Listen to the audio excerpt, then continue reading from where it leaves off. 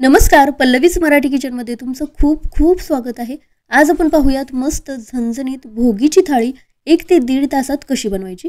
या भाजीसाठी लागणाऱ्या योग्य प्रमाणात सगळ्या भाज्या आणि सगळे मसाले घेऊन जर ही भाजी बनवली ना, चवीला अतिशय स्वादिष्ट बनते। मसाला सुद्धा आतपर्यंत मुरला जातो आणि खरंच सांगते, अशी ही भाजी बनवली ना, लहान मुले सुद्धा ही भाजी खूप आवडीने खातात। भरपूर भाज्या मिक्स करून ही भोगीची भाजी बनते, त्यामुळे थोडंसं पूर्वनियोजन केलं ना, ही थाळी बनायला फक्त 1 ते 1.5 तास लागतो। चला तर मग रेसिपीला सुरुवात करूया।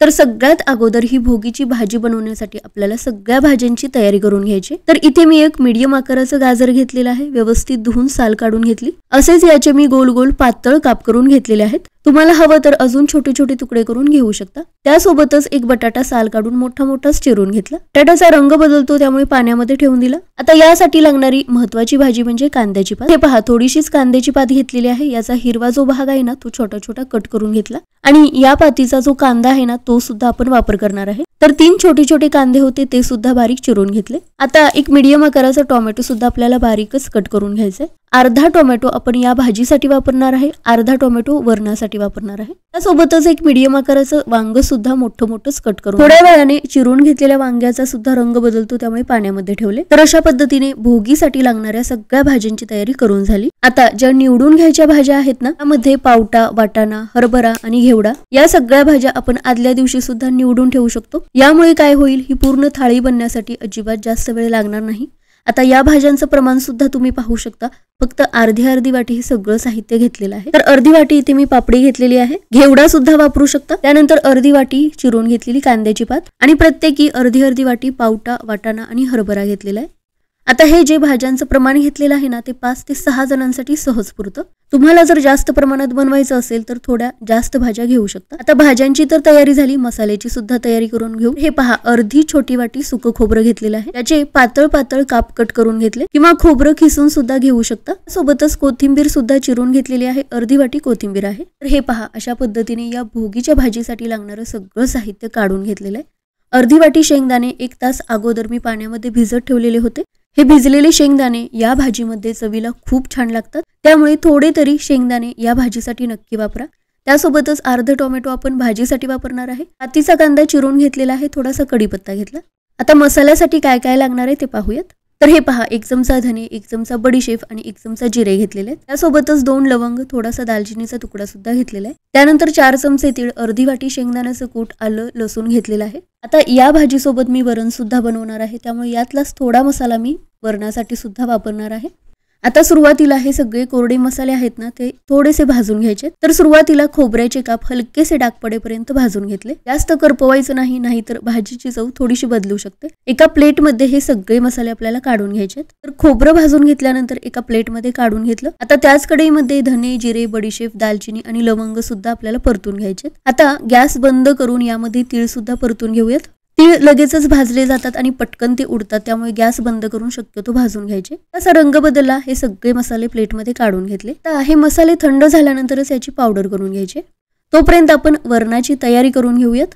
तर हे वरण बनवण्यासाठी मी 3 प्रकारच्या डाळी वापरलेल्या आहेत। एकाच प्रकारची डाळ वापरून सुद्धा हे वरण बनवू शकता। तर हे पहा, अगदी अंदाजेच या डाळी मी काढून घेतलेल्या आहेत। अर्धी छोटी वाटी याचं प्रमाण पकडू शकता। तर अर्धी वाटी या प्रमाणात तुरीची डाळ, मुगाची डाळ आणि मसूरची डाळ घेतली। ते 3 वेळा या सगळ्या डाळी स्वच्छ धुवून घेतल्या। थोडंसं यामध्ये पाणी घेतलं। तांदूळ सुद्धा व्यवस्थित धुवून त्यामध्ये सुद्धा पाणी घेतलं। दोन्हींमध्ये चवीपुरतं मीठ घेतलं। या डब्यामध्ये डाळ आहे, त्यामध्ये थोडासा हिंग घेतला आणि थोडीशी हळद सुद्धा घेतली। आता डाळीच्याच डब्यामध्ये अर्ध चिरून घेतलेलं टोमॅटो सुद्धा घातलं। या दोन्ही गोष्टी व्यवस्थित मिक्स करून घेतल्या। आता तांदूळ आणि डाळ मी एकत्रच शिजवून घेणार आहे, त्यामुळे हे दोन्ही कुकरला एकत्रच लावून घेतलं। लो टू मीडियम फ्लेमवरती आपल्याला याच्या 3 शिट्ट्या करून घ्यायच्यात। तर एकाच वेळी आपल्या डाळी सुद्धा शिजल्या जातील आणि भात सुद्धा तयार होईल। आता परतून घेतलेला मसाला सुद्धा थंड झालेला आहे, मिक्सरला बारीक वाटून घेऊयात। तर सुरुवातीला आपल्याला हा सगळा कोरडा मसाला अगोदर बारीक वाटून घ्यायचा आहे। मिक्सरला 2 ते 3 वेळा फिरवून घ्यायचं, बारीक पावडर याची करून घ्यायची। हे पहा, अगदी बारीक असा मसाला करून घ्यायचा आहे, यामुळे भाजी अगदी चांगली मिळून येते। तर यामध्येच कोथिंबीर, आलं आणि लसूण काढून घेतले। थोड्या थोड्या या गोष्टी मी वरणासाठी सुद्धा शिल्लक ठेवलेल्या आहेत। आता याच भांड्यामध्ये आपल्याला शेंगदाण्याचं कूट सुद्धा बारीक करून घ्यायचंय। यामुळे हे सुद्धा एकत्र वाटलं जाईल आणि तेलामध्ये सुद्धा आपल्याला व्यवस्थित हे परतून घेता येईल. तर थोडंसं पाणी घालून अगदी बारीक अशी याची पेस्ट करून घेतली. भाजी बनवायला घेऊयात, तर त्यासाठी कढईमध्ये 4 ते 5 चमचे तेल घ्यायचं. या भाजीसाठी रोजच्या वापरापेक्षा थोडंसं जास्त तेल वापरायचं, कारण यासाठी मसाल्याचं प्रमाण थोडंसं जास्त असतं आणि तेल थोडंसं जास्त असलेलं बरं पडतं. तेल चांगलं गरम झाल्यानंतर अर्धा चमचा जिरे आणि थोडासा कढीपत्ता यामध्ये घेतला. यामध्ये पातीचा जो पांढरा कांदा असतो ना, तो बारीक चिरून घेतलेला होता, तोच इथे वापरायचा आहे. आता हा कांदा आपण वापरलेला आहे, त्यामुळे रोजचा आपण जो कांदा वापरतो ना, तो नाही वापरला तरी सुद्धा चालेल. कांदा आपल्याला हलकासा रंग बदलेपर्यंत तेलामध्ये परतून घ्यायचा आहे. त्यानंतर लगेचच यामध्ये चिरून घेतलेला टोमॅटो ॲड केला. तर टोमॅटो आणि कांदा पटकन मऊ होण्यासाठी थोडंसं यामध्ये मीठ घातलं. यावरती झाकण ठेवून फक्त 2 मिनिट याला वाफ दिली. मीठ घातल्यामुळे टोमॅटो आणि कांदा पटकन मऊ होतात. जास्त वेळ परतत बसायची काही गरज लागत नाही आणि मसाल्यामध्ये सुद्धा व्यवस्थित मिक्स करून घेता येतात. आता लगेचच यामध्ये वाटून घेतलेला सगळा मसाला काढून घेतला. आता ही भाजी अतिशय स्वादिष्ट बनण्यासाठी हा मसाला आपल्याला व्यवस्थित तेलामध्ये परतून घेणं खूप महत्त्वाचं आहे. तर त्यासाठी सुरुवातीला 2 ते 3 मिनिटे मंद आचेवरच सतत हलवत हा मसाला परतून घेतला. त्यानंतर यामध्ये 2 चमचे साठवणीचं लाल तिखट आणि 1 चमचा काश्मीरी लाल तिखट घेतलं. याला मस्त लालसर रंग येण्यासाठी मी इथे थोडी सुद्धा हळद वापरलेली नाही. हवं तर तुम्ही थोडीशी हळद वापरू शकता. बाकीचा कोणताही गरम मसाला यामध्ये आता वापरायची गरज नाही. आता हा मसाला लागू नये यासाठी थोडंसं यामध्ये पाणी घालायचं, कारण आपल्याला हा मसाला आहे ना जवळजवळ 5 ते 6 मिनिटे व्यवस्थित परतून घ्यायचंय. त्यावेळेमध्ये कढईच्या तळाला हा मसाला लागू शकतो, त्यामुळे थोडंसं पाणी घालून मस्त तेल सुटेपर्यंत हा परतून घेतला. तुम्ही पाहू शकता कढईच्या तळापासून आता हा वेगळा होत आहे, मस्त याला तेल सुटलेलं आहे. आता यामध्ये सगळ्या भाज्या ॲड करून घेऊयात. आता हिवाळ्याचे दिवस चालू आहेत, यामध्ये आपली पचनशक्ती सुद्धा खूप चांगली असते, यामुळे या सगळ्या सीझनल भाज्या खाणं खूपच चांगलं आहे. आता यामध्ये ज्या भाज्या वापरलेल्या आहेत यामधली एखादी दुसरी भाजी नसेल तरी सुद्धा चालेल आणि भाज्यांचं प्रमाण सुद्धा असं काही फिक्स नाही. एखादी भाजी कमी असेल किंवा जास्त असेल तरी सुद्धा काही जास्त फरक पडत नाही. आता हे पहा, मसाल्यामध्ये या भाज्या व्यवस्थित मिक्स करून घेतल्या. अगदी थोडंसं यामध्ये मीठ घातलं, पुन्हा मिक्स करून घेतलं.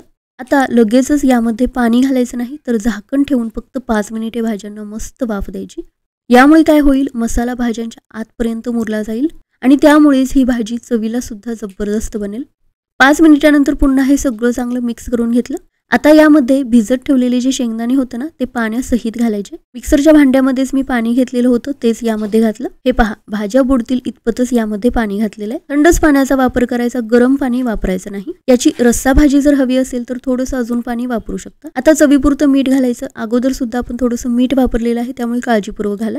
मिक्स करून घेतलं. भाज्या छान शिजेपर्यंत मंद आचेवरच आपण या शिजवून घ्यायच्या. आता ही भाजी शिजते तोपर्यंत वरण बनवून घेऊयात. तर त्याच्या मसाल्यासाठी मिक्सरच्या भांड्यामध्ये 7 ते 8 लसणाच्या पाकळ्या, थोडंसं आलं आणि जिरे वाटून घेतले. तसं ही भाजी असेल ना तर वरण किंवा इतर कोणताही पदार्थ करायची गरज लागत नाही, पण आज आपण भोगीची थाळी बनवत आहे त्यामुळे वरण सुद्धा बनवून घेतलेलं आहे. तर बऱ्यापैकी भाज्या आपण वापरलेल्याच आहेत. 3 प्रकारच्या डाळी सुद्धा वापरल्या, शिवाय बाजरीची भाकरी सुद्धा होणार आहे. मस्त पौष्टिक अशी ही थाळी बनणार आहे. तर हे पहा, 3 शिट्ट्यानंतर थोडासा कुकर थंड झाला, डाळ मस्त शिजलेली आहे. डाळ थोडीशी फेटून घ्यायची म्हणजे वरणाला कन्सिस्टन्सी मस्त येते. आता वरण बनवताना मी नेहमी तुपाचीच फोडणी देते.